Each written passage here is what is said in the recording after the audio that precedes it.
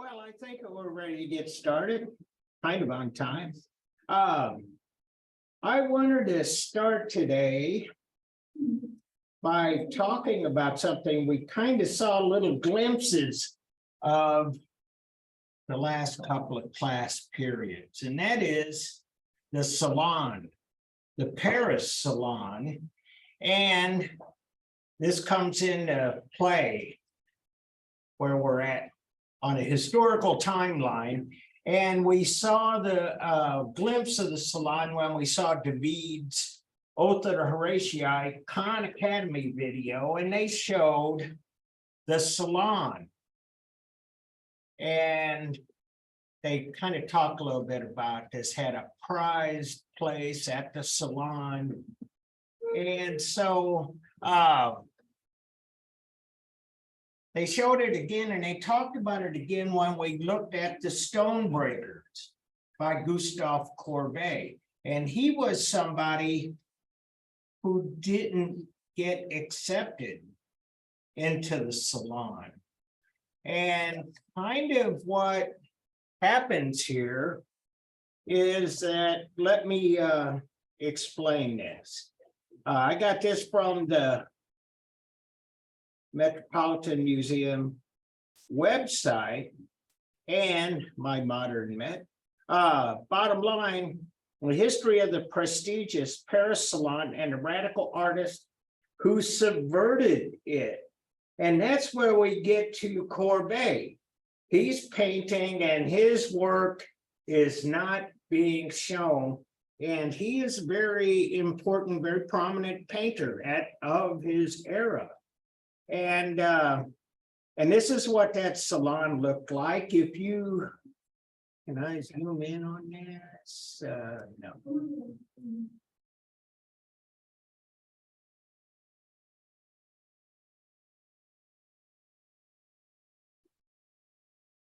Let me pull this down. I might be able to get this. There it is. And I can't really zoom on it. And there's a lot of light in here, but hopefully you kind of see what's going on. This was like a big event, annual event. And here are all of the notables from French society. And on the wall, they would have the latest paintings by French artists. And they would be placed in order of their importance and basically how the judges deem their work. And so if it got up a high place, those were the best paintings. And if you were down farther on the wall, that was kind of a lesser position. But bottom line is that this constituted an official art. Now, I've been talking a little bit lately about how the painters, sculptors were actually starting to write their own narratives. I brought that in here and talk about narrative versus illustration. And you could say that all of the artists before this time, most of them, were illustrating an idea, and that idea was almost always somebody else's idea, or it was something that that fit within someone else's idea. So you got David, he's doing Oath of the Horatii. It kind of fits with a lot of the lead, most important figures, intellectual figures of Paris at the time. And they showed that a little bit in the David video. But bottom line is, when you look at all of these religious paintings, the artists don't write the narrative. The narrative's inside the Bible, or presumably inside the Bible. And likewise, we'll see art from other cultures, but the narrative is in their holy books. We take a look at Indian art, and we see pictures of Vishnu and Indian gods. That's all from the holy books.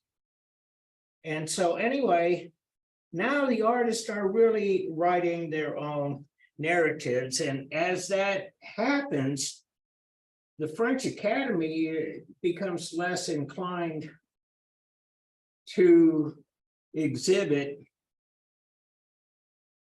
those here we see it, radical artists. They didn't want that. They wanted control. Even though the artists were gaining some measure of independence, a lot more in the way of artistic freedom,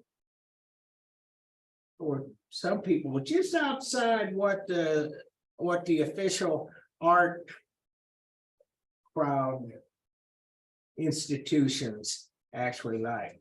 And so anyway, it says they decided in 1874, they banded together to hold an independent art show, later known as the Impressionists. And we're going to look at them pretty soon. But that was a big part of what they were doing. And the Royal Academies, the Royal Academy in France, here's an older painting of the Salon. In fact, the Salon had existed in Paris since the late 17th century. It was like 1570. And so 1648 was when they made it official. And there it is, the Salon, the opening day at the Salon. This was like huge. And it was basically what became the official art. And Paris was considered by this time to be the center of artistic activity in the Western world. 300 years earlier, you would say that was in Italy. You would go to Florence and look at all of the Michelangelo sculptures and the frescoes, or you'd go to Rome and see the Sistine Chapel ceiling. You would see Giotto, the Arena Chapel, all of these Renaissance artists, and for centuries afterwards became a place to go, where you could look at what the old masters did, and you learned right there. By 19th century, we see it, and it is in Paris. And so here is something that happens. The Salon of the Refused, the first notable salon alternative. So that's really what this story is about. And it's online, and if you want to know more, it's there on Canvas. And so anyway, it comes up. It comes up a lot when we're talking about this period. And as the artist, bring back my description, as the artists are writing their own narratives, choosing their own subject matter, and actually choosing how to paint that subject matter, they separate. The Salon was basically neoclassicism. So we talked about this painting, Gustave Courbet, and we talked about this one. I showed you the video on this. Courbet is like one of the big first artists to break away from that whole system. He gets away from it, and to the point where Courbet is actually challenging a lot of the notions of the Salon. And you saw that in the video. It said, that Courbet said, artists are the only ones that can record what life is like during their time. We can't go back in the past and paint pictures of ancient Greece and Rome because we don't really know what that was about. And he also slammed religious paintings by saying, if you show me an angel, I will paint one. Because he's writing his own narrative, and his narrative is based on what is going on at his time. And so here are some other artists, and these guys collectively are known as realists. Millet, The Gleaners, 1857. And what are they doing? Tell me, because I'm old and I forgot what this is. Who are you guys anyway? Why are you looking at me? They are gleaning. And so I think I can zoom in on some of it. Yeah, there we go. And so back here, they're putting together, they're harvesting the wheat. This is harvest time. This is the fall, and they are bringing in the wheat. And you see, they got a bunch of it on this wagon, and they're all working over here. There was a way that they would separate the grains from the stalks, or they, as they would say, they'd separate the wheat from the chaff. And that's really what a lot of these people are doing. You didn't eat the chaff, the stems, if you will. You want the grain. And so anyway, that's what they're doing. And they had a way of doing that, actually. They choose a nice windy day, and they throw this grain up in the air, and the chaff would blow away. It was light. And the grain was dense, heavy, and it would fall to the ground. And so that's where you see all of these people picking that up off the ground. These figures here, they're going through and trying to pick what was left over, what they didn't get as they harvested the wheat. There are bits and there are grains of wheat there, and she's got some of the chaff right there, some of the stalks. And you see, I got a basket, or excuse me, yeah, I guess that's a basket. It's something to hold the wheat, but that's what they're doing. They are the gleaners. So what does that have to do with this? Ordinary people. This is how people lived, especially in the countryside. And a lot of these realists had kind of a contempt for urban life.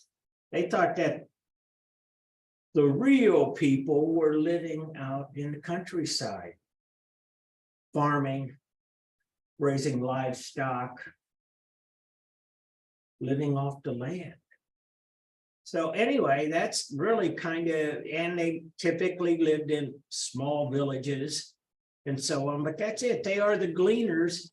And again, this runs so counter to what's going on in the salon, because the salon is still got paintings of ancient Greeks and Romans, much like the Oath of the Horatii, much like a lot of classical themes. And even when they painted contemporary things, they would do it in a manner that would almost look Greco-Roman. I showed you the Grand Odalisque, and that was painted in a very controlled way. That could have been, that's neoclassicism to be sure, but everything was done in that style. These guys are breaking. Those are the rebellious artists who broke from the academy. And here's one who was really pretty radical. André Daumier. Damier, look what he's got here. And this is a print. This is a lithograph. Who knows what a lithograph is? Even the printmakers in here. That's becoming a lost art. Anyway, it's basically a way that you print where you have this slab of Bavarian limestone. They get it from like one place. It's in the Alps and it's a high grade limestone. And you draw on it. And then you cover it with gum arabic. Then you wash it off with turpentine or some solvent. You ink it up and run prints. It's a little different than engraving because you don't really engrave or etch into that stone. It's that the ink sits on top. And so the gum arabic serves as kind of a stencil, if you will. Bottom line, you can do some pretty amazing things with lithographs. And they hold up quite well. You can run many, many prints, which is one of the weak characteristics of woodcuts, because you run woodcuts too many times and the wood gets soft from absorbing too much ink, the image kind of fades away. Anyway, lithograph. Rue Transnanian. And what is this a picture of? Well, this guy's got his nightcap on. He's got his nightshirt on. That's how people used to sleep. Whoa, look at this. I'm going to zoom in. There's a child underneath there. And here's another person. And this is an old person. I can tell. I know old people. Another dead body here. So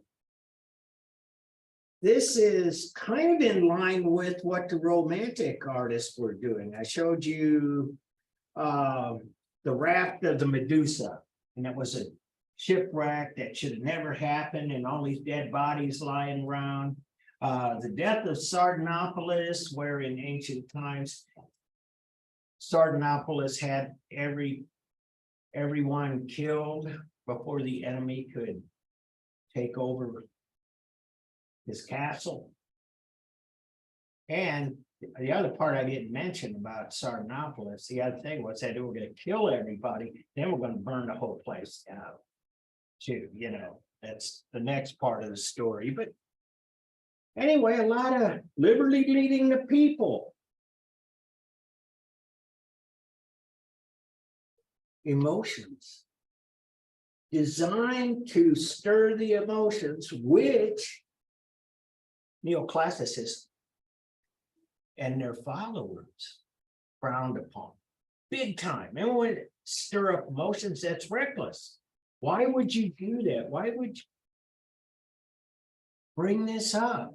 Why would you make art about this? Well, this is a particular case, as we were talking about, a focus on regular people, ordinary people doing ordinary things. These guys were workers.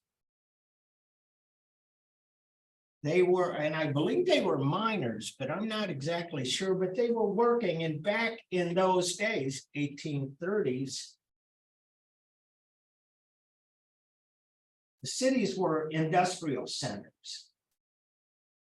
They were where the factories were. That's where they made stuff. That's what built cities, period. And they made motorcycles with loud mufflers. Anyway, bottom line,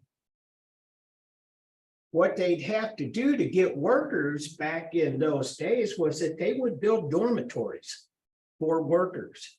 They would get people to come in from the countryside to work in the factories, and they would give them, they would build just like a dorm, just like what some of you may be living in. Of course, not quite as nice, but that's what they did. And so that was part of the pay, but that was happening in a lot of industry. was happening in some of the things like mining and other things where people had to work at the mine, build them houses, keep them there. In fact, coal mining got so involved in that business model that they just set up whole towns. They built towns, and then they had what they referred to as company stores, where they would pay their miners in script, not real money, but script that they could spend at the company store. It was kind of an indentured servitude sort of thing. But at any rate, because those kinds of abuses were happening, the workers start to organize. And as I was saying about concern for ordinary people who do ordinary things, the salt of the earth, the people who work for a living, that's really gaining a lot of attention from a lot of intellectuals, a lot of people around the globe, including, this is like the seeds of Marxism, for example. But at any rate, these guys were unionizing, or they were going to unionize for better working conditions. And the company sent in a bunch of thugs and they killed all of these people. Men, women, and children. Boom, boom, boom. And that's what this is about. So it's kind of realism and it's kind of romanticism too, if you will.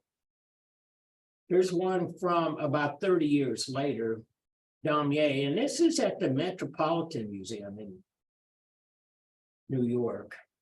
And there's been a lot of discussion about this, but this is third-class carriage. And what's going on? This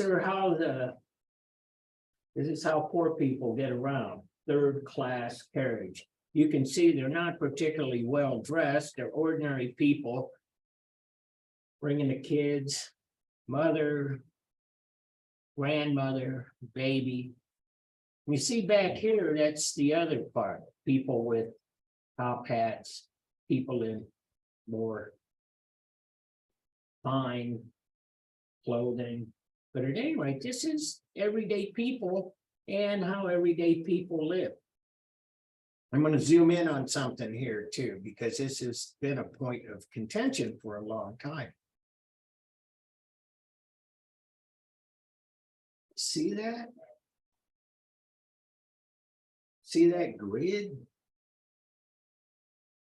There's been some discussion on whether or not this was actually a finished painting by Damier.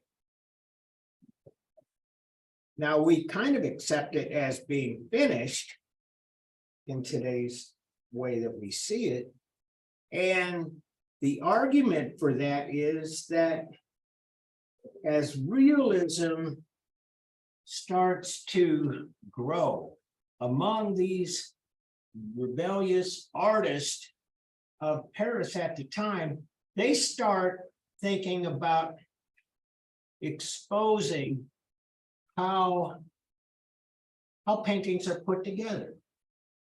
That becomes a thing. And the idea of making a very well-polished, a very believable illusion of three-dimensional space on a two-dimensional surface, that starts to kind of resonate. Say, well, you know, we can actually make a painting and emphasize the process of how I made this painting. And so you can see is use a lot of line here. This is something that previous generations of artists would not have done, would not make such a distinct line. But at any rate, they're starting to look at the elements of putting a painting or a picture together. Last week, I showed you Ang and Delacroix, that cartoon. And Delacroix's got the paintbrush and he's saying color, and they splashed the color around. On was saying line, and he had a pen in his hand. Well, see, I won't go into all of the inside baseball on that, but the issue is that they're starting to look at what a painting is and the idea of trying to make it something else. So the idea of emphasizing or revealing how this is put together is what a lot of artists start to do. And I want you to remember that, because,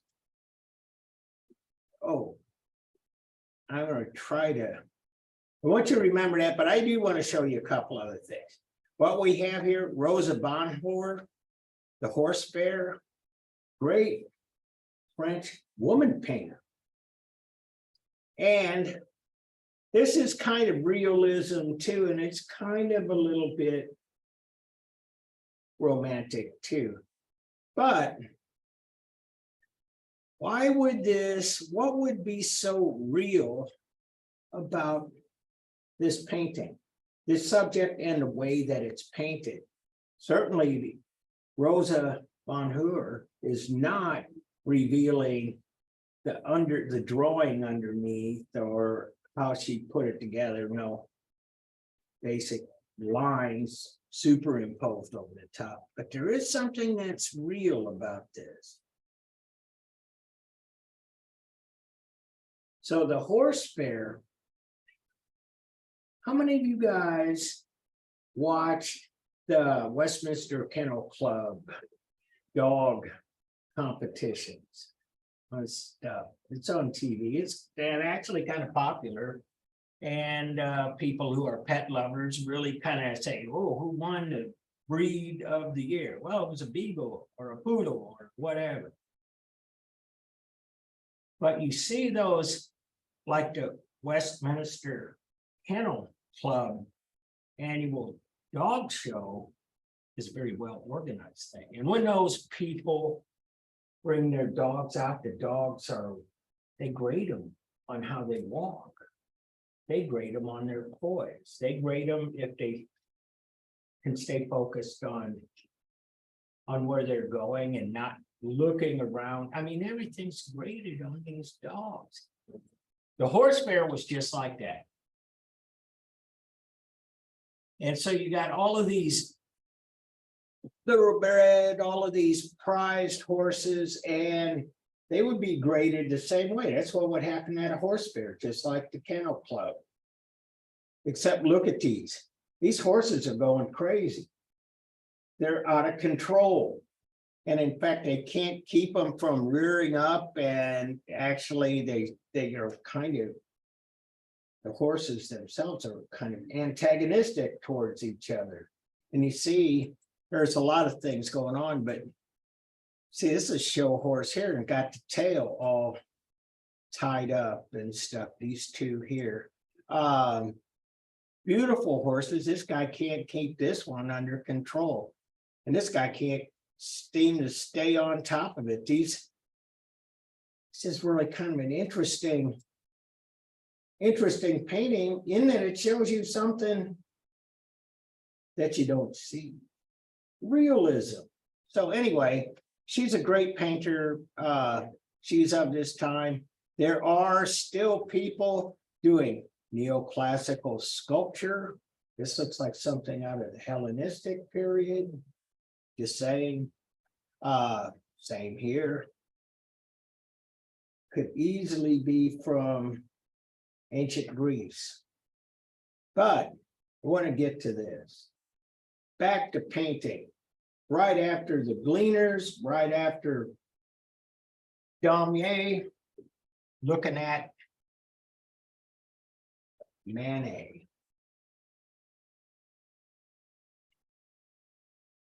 Realism. So what's so real about this?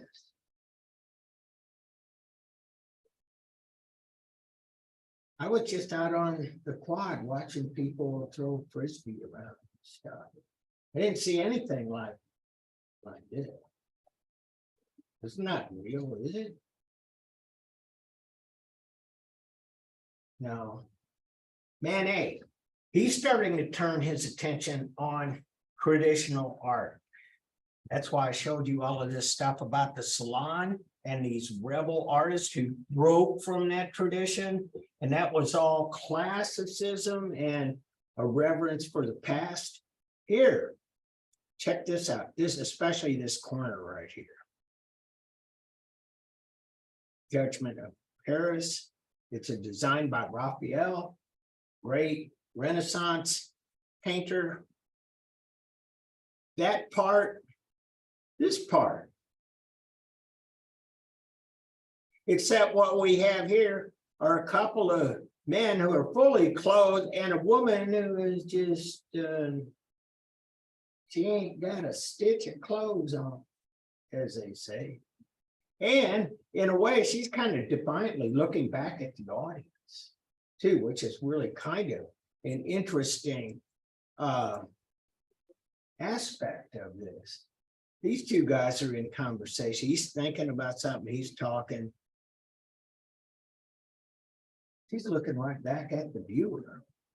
Luncheon on the grass. And when he did this in 1863, a lot of those connoisseurs from the salon would have recognized this kind of composition. This was like regular, this was classicism, it was Renaissance. And so anyway, kind of making a point. And it's been said he's making a point too. This is really important, I think. He's kind of questioning the whole idea of the nude in art. Is this really about culture? We see the nudes here and there, but this is a little bit more.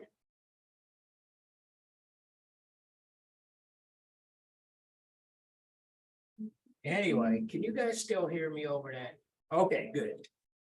But this is just like, this is more like gratuitous nudity. It's something different. And the fact is that when you see a lot of these nudes here, this one's looking back, but for the most part, they never make eye contact with the viewer. But she is, and she's looking right back at the viewer. And so this is a luncheon on the grass. It's one of the most rebellious work today, rebelling against the salon. And this other one that was painted the same year, Olympia. And he's kind of taking it a step further with this same idea. And so we got this woman here, and he's challenging the idea of the nude female in Western art. And so this woman here was actually her likeness. People recognized her. She was a madam. She ran a brothel in Paris. She was well known. And what made this so much a satire, if you will, is that it's pretty much modeled on this Titian painting, Venus of Urbino. Renaissance. Turn it around. Question these values. Question what art is. And as you saw, oh, I don't have this side anymore. But that's when we were starting to talk about the salon of the refused. Because what you have here are artists that are just totally breaking from the salon system, and they're actually they're actually very critical of their whole notion of about what art is. So, that being said, Adolphe Bouguereau, you see that? 1873, approximately 10 years after Manet. But see, Manet is on the outside. Bouguereau was like the best artist of the day in the salon system. He studied at the French Academy of Art. His paintings were always displayed in a place of honor at the salons. And this, Nymphs and a Satyr, this is right out of classical Greek mythology. And so that continues while Manet and his associates are really trying to tear it down, if you will. And so this idea of realism carries on. 3 women in a village, ordinary people doing ordinary things. They're in church. There's the prayer book. There's prayer book. Somebody praying. Winslow Homer, American painter. We saw the Gleaners from France. We see this guy harvesting wheat with a scythe. That's what that big blade is all about. 1865, veteran in a new field. Not only is he a farmer, he's a guy that just came home from the Civil War. But everyday people doing everyday things.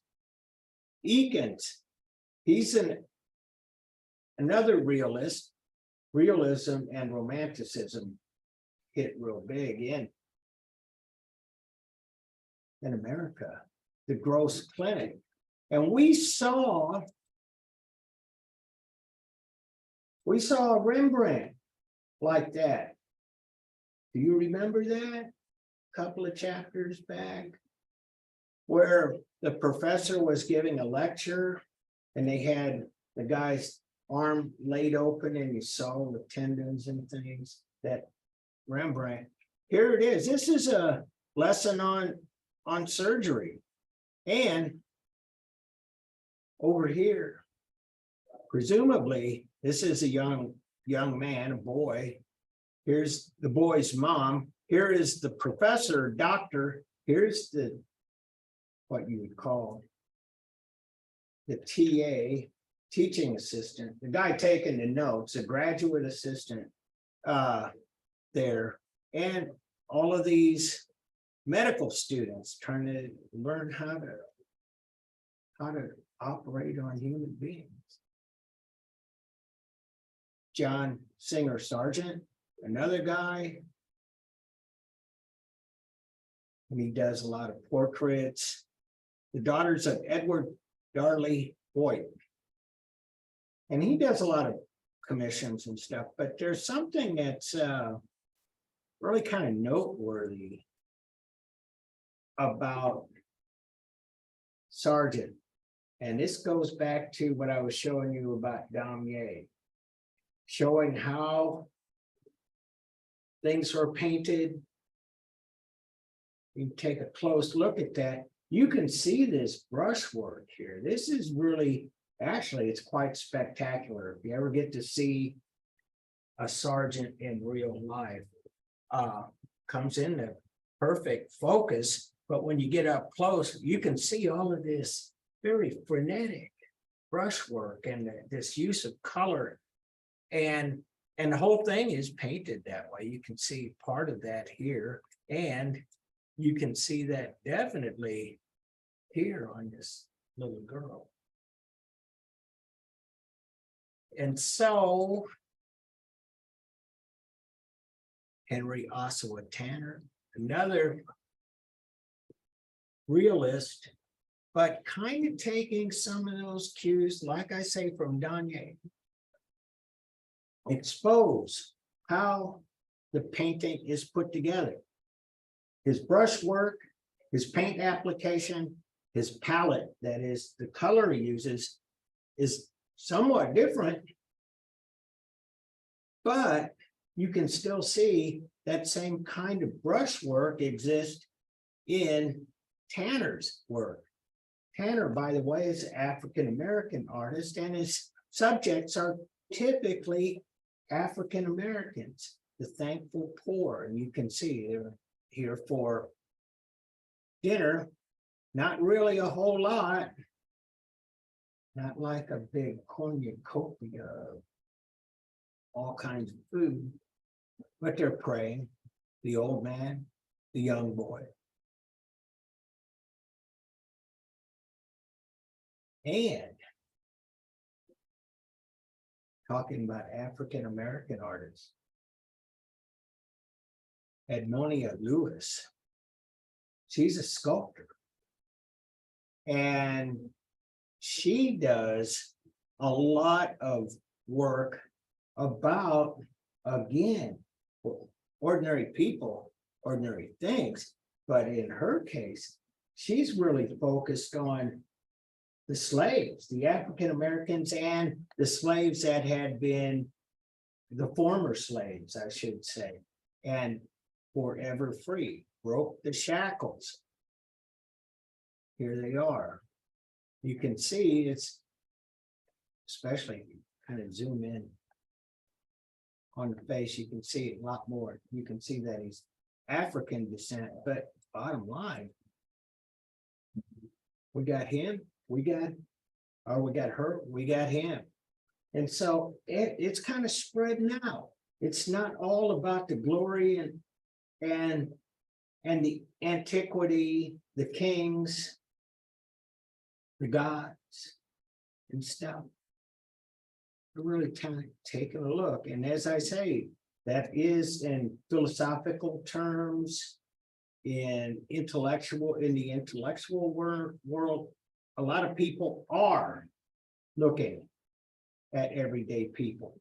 But there is, and I hope you're kind of picking this up, what we're starting to see at this time is like a lot of different things starting to happen all at one time. This is an Englishman, and this is Ophelia, and this is, they call these guys, they collectively, the pre-Raphaelites. That's what they call themselves. And why they call themselves this, not only were they involved in classical subject matter, they were kind of rebelling against all of this splashing paint around and painting in all of these new ways. And you can see Winslow Homer, you can see how that paint was kind of splashed around too. Pre-Raphaelite said that there hadn't been any good painters since Raphael, who died in 1520. And so they wanted to move it all back. And they typically did a lot of narrative paintings,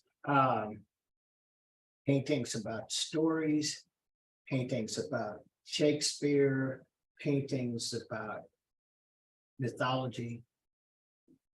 And so anyway, we still get the classicism that continues on too in architecture, Brandenburg Gate.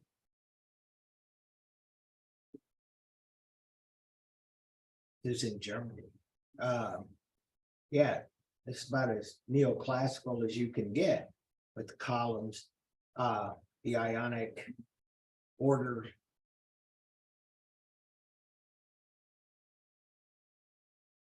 And so anyway, one of the things that starts to happen too, especially in England, actually, when talking about painting, France is kind of leading the way. But in England, architecture starts to spread out in different ways. John Nash, Royal Pavilion.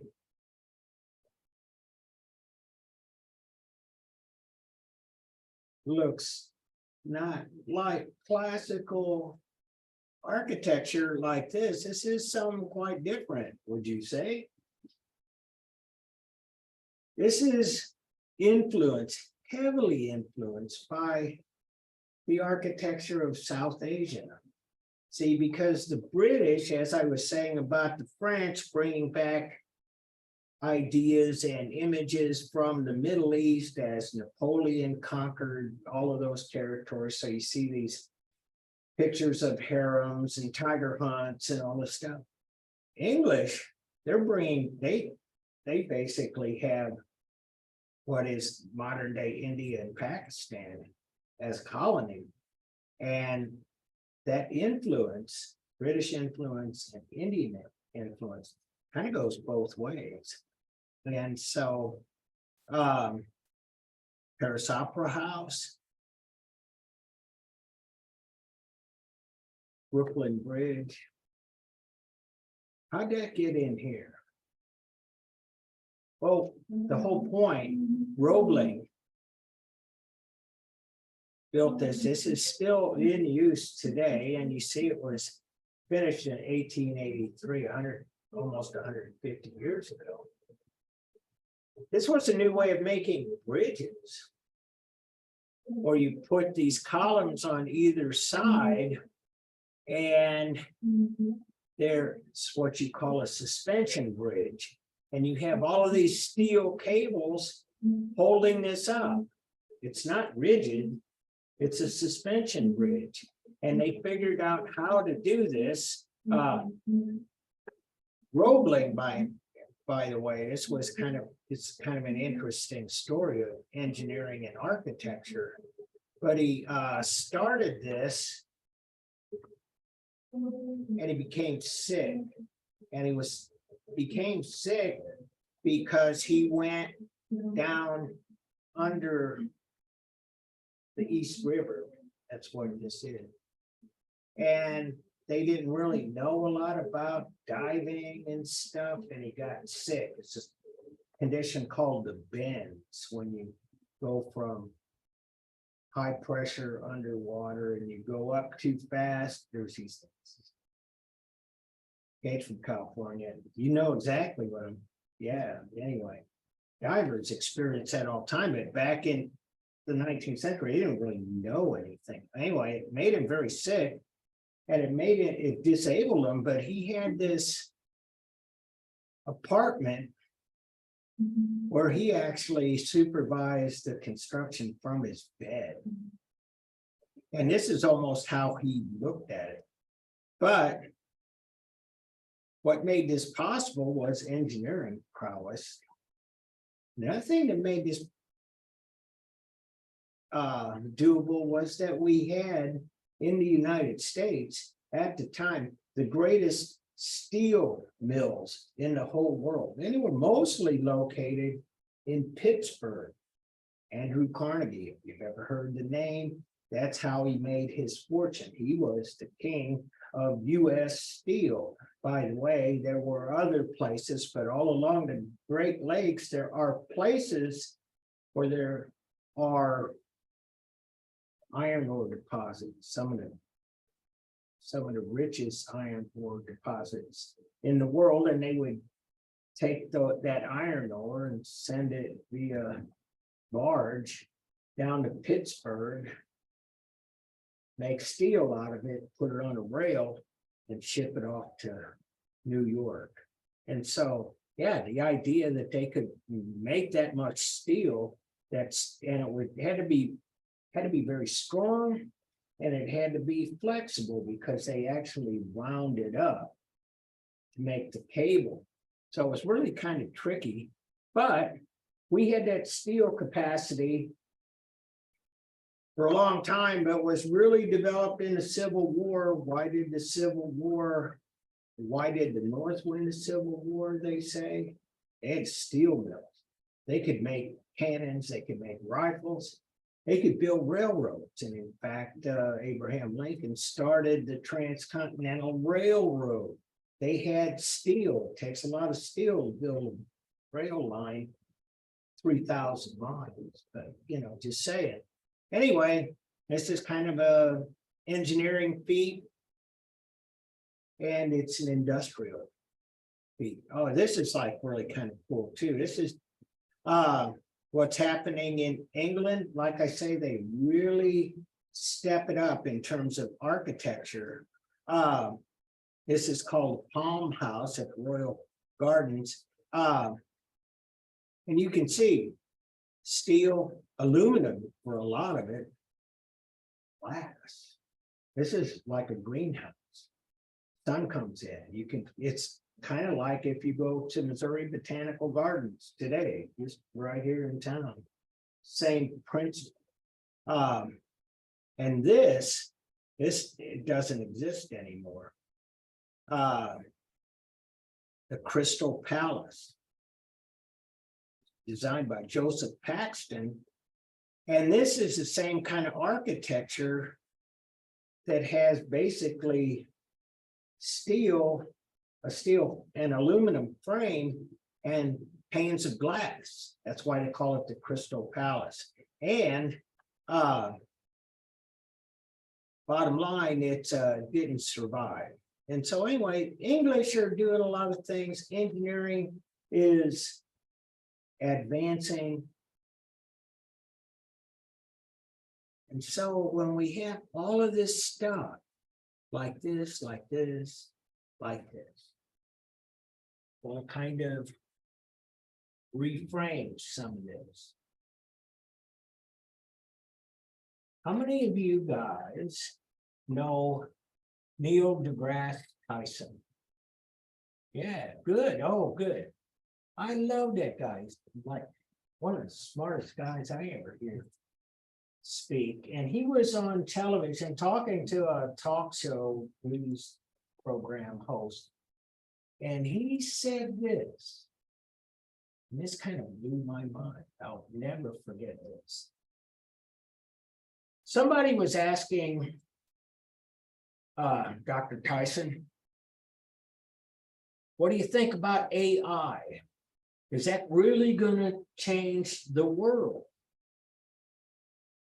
Because that's really in the news a lot, and it's really kind of concerning. People are kind of worried that AI might have unintended consequences, as you guys probably know more than I. But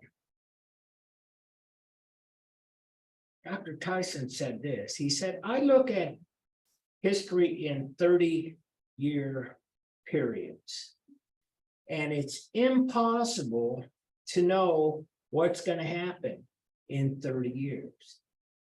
And that's the way we've been living for about the last 150 or 200 years, 30-year chunks. Well, what do you mean by that? He went on to explain. He said, if you were alive in 1870, the high tech of the day would have been railroads. It'd be kind of not that far advanced. You would just barely have the telegraph was invented, the phone a few years later, and you would have thought, whoa, we can travel across the country on a railroad and it would only take us like 6 days, and the phones, and we could hear people from the other side of the county on the telephone and telegraph. Oh my goodness, you can do that across the ocean.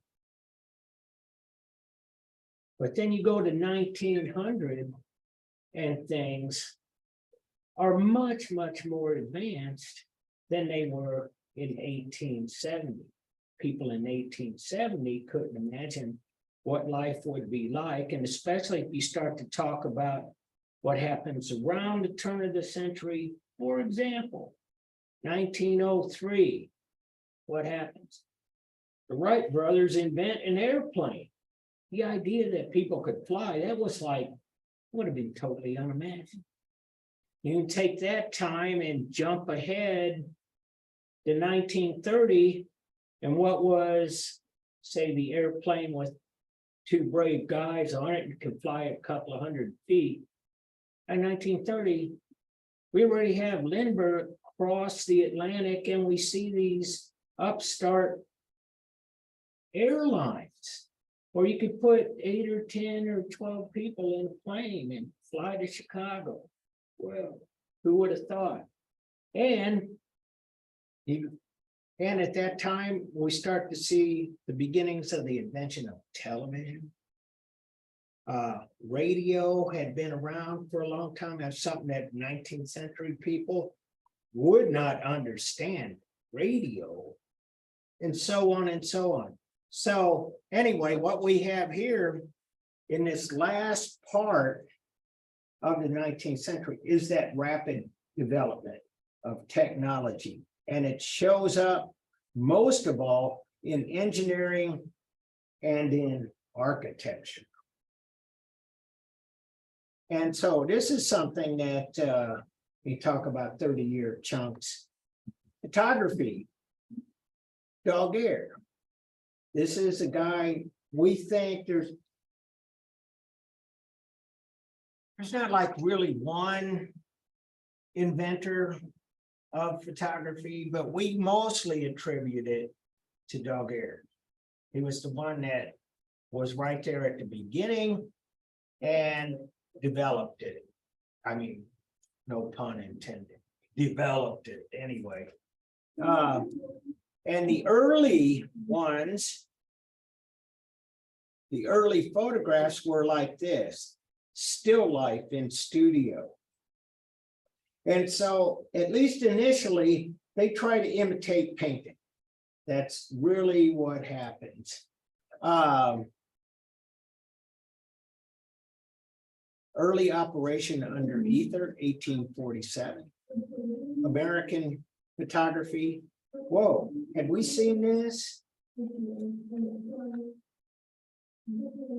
Like here? So yeah, they really kind of try to imitate each other. And this is a daguerreotype. This is the method, the process that was invented by Daguerre. Here's our guy again, Daumier.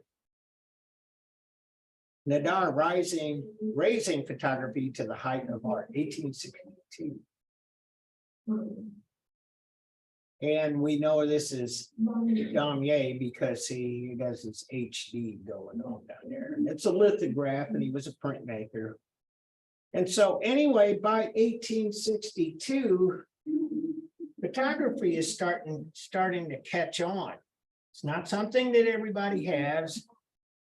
And this kind of technology, talking about 30 years ago, how about in 2000, would you expect that or 1990, 30 years, we'd have something like this iPhone? I had a flip phone. I was one of the first kids on my block with a flip phone. That was all it did. And you could text if you would like press 2 like 3 times, and then you get a C. You know what I'm saying? Anyway, bottom line. By 1862, photography started to come into its own, and people are really starting to take this seriously. And so again, they were in the early days really trying to imitate painting. This is kind of a cool thing too. Delacroix, painter, liberally leading the people. Nadar took his picture. Hey, anyway, portrait painting, portrait photography. And if I can take you back to the beginning of this class where I showed you David Hockney. And he talks about until the 19th century, painters controlled all of the image making. And things changed in the 19th century when photography was invented. And it does, and there's a lot of profound changes we'll look at. But I want to tell you something about this portrait.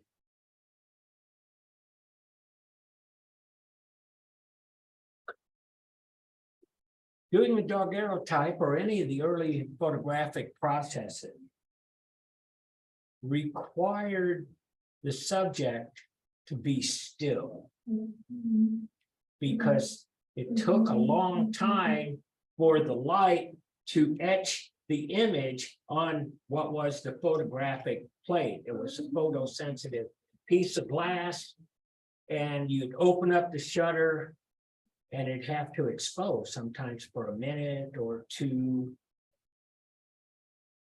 So these early portraits, and you can't see that here, they come with something that looks like an electric chair or something.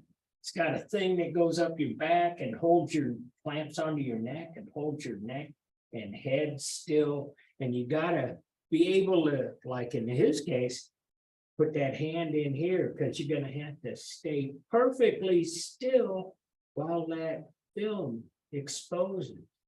And so anyway, photography, it still had some drawbacks, but it's certainly a lot quicker than having some guy with some oil paint and a canvas come in and do a portrait. And here's Julia Margaret Cameron, English photographer. This is an albumin print, which is a different kind of process. And you can see this is a little bit fuzzy, like I say, and that's a good photo for the day. It's not quite as sharp as this, but anyway, George Eastman House, George Eastman Kodak Company. And so bottom line is that we have people in the US really around the turn of the century like George Eastman, and they start to commercialize photography. And Kodak was like huge back in the day. Timothy O'Sullivan, Harvest of Death, Gettysburg, Pennsylvania, 1863. And that was something that changed the world. We had American photographers, and we had the Civil War. And some of these guys like Matthew Brady and Timothy O'Sullivan, they went out and shot pictures of the battlefield. Now they couldn't shoot when the battle was raging, but they could sure photograph the aftermath. And this kind of photography would make its way back to the civilians, the families, the newspapers, the big cities, those people who were far away from the fighting, and it kind of brought it home. And so it was kind of, it was very disturbing. There was a similar situation, by the way, in the US and television technology in the 1960s, when America was in Vietnam, and CBS and ABC and NBC sent journalists over there, and they actually were shooting footage of the war as it raged, and they put it on Walter Cronkite on CBS for the evening news. That inspired much anti-war protest. But then there were other people. This guy from California, by the way, Edward Muybridge. Horse galloping. 1878. Edward Muybridge was, and see, by this time, they could do fast exposures by 1878. You could get quick. You didn't have to sit there for 2 minutes. And so anyway, this was done on a bet. Muybridge was kind of a scientist in his own way, and he did all kinds of things with photography and used it as a scientific tool. And his work is really kind of very interesting. But this was done on a bet, and he had a bet with somebody who said that it would be impossible for something heavy, like a horse with a rider, to have all 4 legs off the ground at any time. Believe that a horse would always have one hoof on the ground, and certainly that's true here, here, here, here, here, there, there, there, there, there. Yeah, there's one there. Oh, not so much here, though. It's that instant where the horse's legs are all off the ground. So Muybridge won the bet, and was kind of the start of his using the camera, photography, as a scientific tool.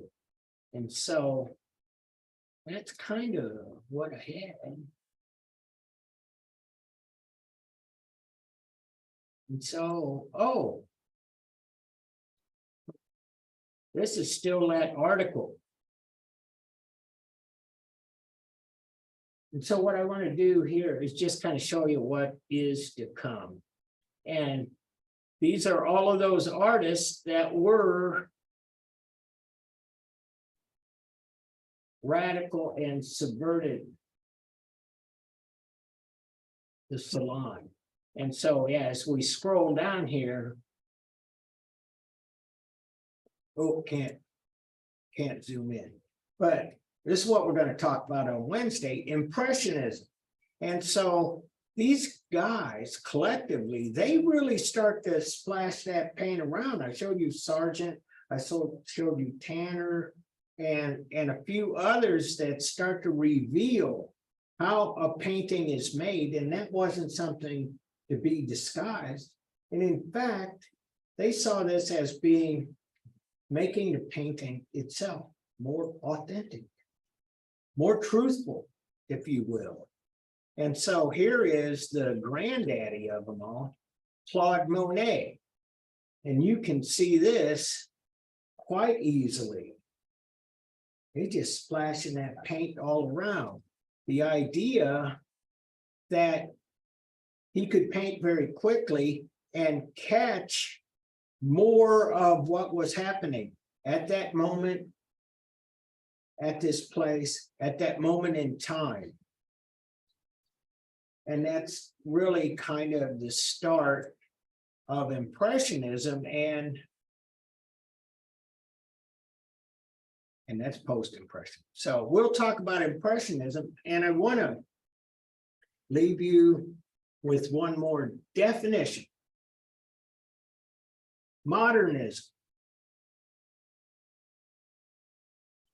I know what modernism is. No takers? All right, we can just sit here until somebody tells me what modernism is.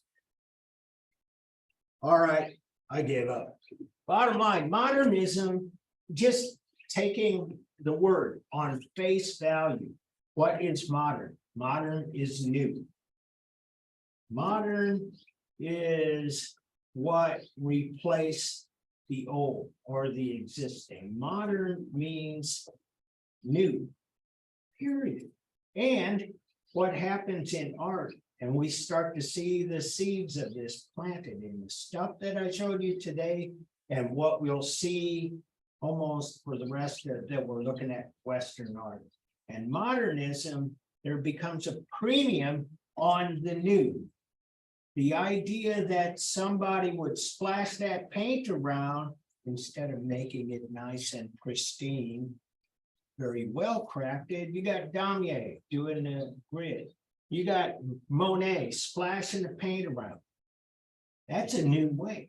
That's modern. And so we start at this time to judge art, not all so much on its fidelity to the classical traditions of Western art, but more on the newness. And somebody comes up with a new way of painting, that's like a new way of seeing art. And that's why I asked you guys to send me those pictures or those illustrations of art that seem to be a little difficult, a little confusing. Part of the reason that's confusing is that that's modernism, because what you have is a sequence of changes, and they don't go in a particularly linear sort of way. It actually spreads out, as I've been saying today. We got realism, romanticism, impressionism.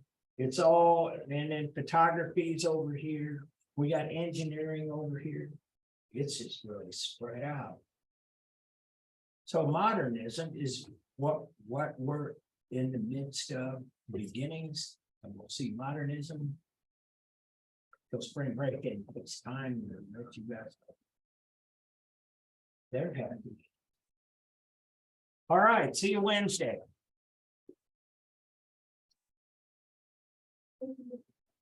Thank you. Hey, I wanted to just a preview. You guys ever heard of formalism? The dot is, this is what this guy's doing. He was the other guy, Paul Signac. He's the guy that was actually a contemporary and a colleague of George Seurat. And so that's all dot is of the point of this. Oh, well, we'll look at it later. I can't turn it off. Sorry. See ya.